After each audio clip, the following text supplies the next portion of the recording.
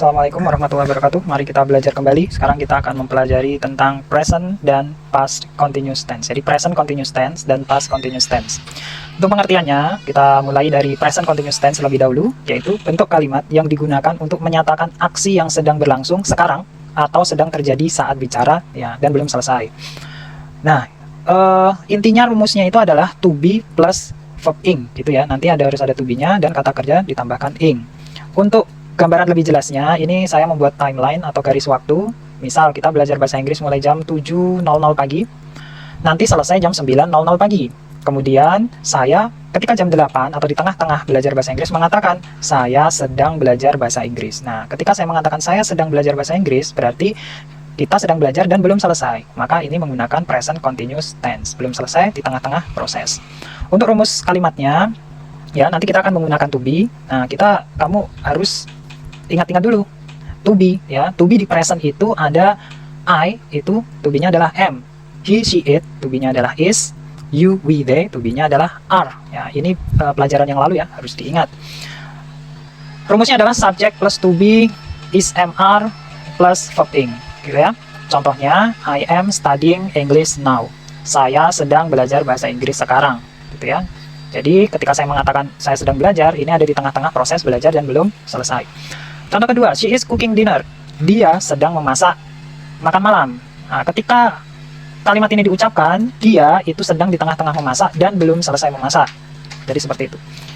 Selanjutnya kalimat negatif. Kalimat negatif ini tinggal ditambahkan not setelah to be. Intinya seperti itu. Subject plus to be plus not plus verb ing. Contohnya seperti ini. I'm not studying English now. Ya, kalimatnya sama dengan positif. Dia tinggal menambahkan not saja. I'm not studying English now. Saya tidak sedang belajar bahasa Inggris sekarang. Now itu sekarang. Contoh yang kedua. He is not watching TV. Dia sedang tidak nonton TV. Oke. Dan yang terakhir adalah interrogatif atau kalimat tanya. Interrogatif itu rumusnya to be diletakkan di paling awal. To be is am, plus subject plus verb ing. Contohnya, are you doing your homework? Ya, apakah kamu sedang mengerjakan PR-mu? Ya, berarti ketika bicara seperti itu, dia bertanya apakah kamu sedang berada di tengah-tengah mengerjakan PR kamu. Jika yes, maka yes I am. Ya, jika no, maka no I'm not. Kenapa? Ini you berubah menjadi I. Nah, sebagaimana yang saya sering ulang, jika ada kalimat tanya menggunakan subjek I, maka jawabannya adalah you. Begitu pula sebaliknya. Jika you, jawabannya adalah I. Khusus untuk I dan you. Pertanyaan selanjutnya, is she sleeping? Apakah dia sedang tidur? Yes, she is. No, she is not.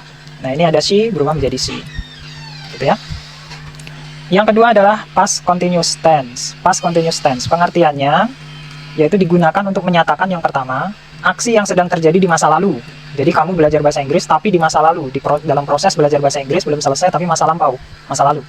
Yang kedua, ada dua aksi yang terjadi bersamaan atau salah satu menyela saat aksi lain terjadi di masa lalu. Oke. Nah, to be untuk past tense itu I, he, she, it, to be-nya adalah was. Berarti ini masa lampau ya. You, we, they, to be-nya adalah were. Contoh, untuk kalimat positif, ini rumusnya subject plus to be, was, were, plus verb ing. To be-nya was, were ya. I was studying last night. Jadi study mendapat imbuhan ing. Last night. Saya sedang belajar kemarin malam. Oh, kemarin malam itu saya sedang proses belajar. Nah, ini contoh negatifnya, tinggal tambahkan not. Sama seperti yang tadi, setelah to be tambahkan not. We were not watching TV. Kami tidak nonton TV. Kalau seperti ini ya berarti I was not studying last night. Saya sedang tidak belajar kemarin malam. Oke, untuk kalimat tanya atau interrogatif itu to be-nya diletakkan di paling depan, kemudian subjek, kemudian kata kerja bentuk ing ya. Contohnya, were you working yesterday? Itu were diletakkan di paling depan.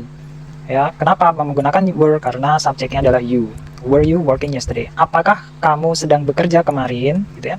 Kalau yes berarti yes I was. Kalau no, no I was not. Gitu ya. Sekali lagi kalau you berubah menjadi I. Demikian, jika ada yang kurang paham, boleh langsung ditanyakan kepada saya. Thank you.